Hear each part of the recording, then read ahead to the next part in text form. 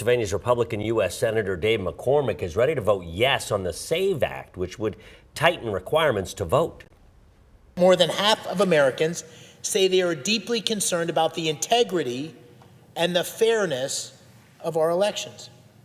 And it's also no surprise that the American people are demanding we do something about it.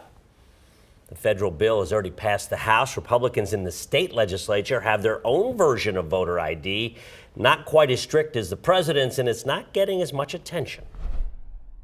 I've been on record to say I think we need to tear the whole system down and rebuild it. I think it is flawed. Flaws, Republican Senator Chris Gebhardt says, like people dropping off multiple mail-in ballots at once. That's illegal. Gebhardt says he saw the videos as part of an investigative committee.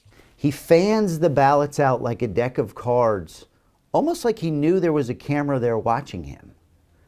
And then he closes them up and pushes them in. Gebhardt prefers the old system, absentee ballots with excuses, not universal mail-ins. He also wants in-person voters to show an ID. I think we need to create a streamlined, efficient, effective program where we're issuing IDs to citizens of this state, and that those IDs are what they're showing when they're going to vote. Is there space for Democrats and Republicans to come together around some kind of voter identification requirement? I think there is a conversation to be had there.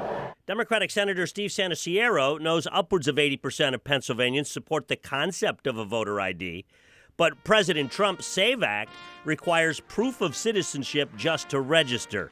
He said most people don't have a passport. And for many people trying to get their birth certificate, especially women whose names may have changed since they were born, that becomes a hurdle that makes it very difficult to be able to vote. But right now it's too easy, Republicans say. This National Conference of State Legislatures map suggests PA's voting requirements are among the least in the nation. Showing someone that I have a Med-Ed electric bill is not really a qualifying factor to me. To be like, oh, you should be able to qualify to vote for that.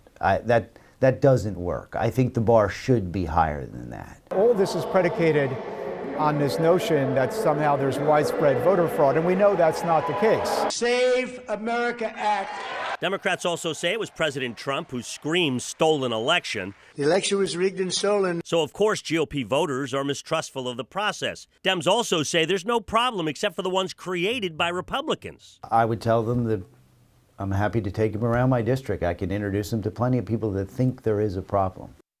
And there's also the U.S. Constitution, which says the time, place, and manner of elections shall be prescribed by the states, not the feds. Hi, I'm Eric Finkenbinder from ABC 27. We're excited to announce the new ABC 27 News Plus app. Live stream newscasts or watch content on demand. This is different than the ABC 27 app on your smartphone.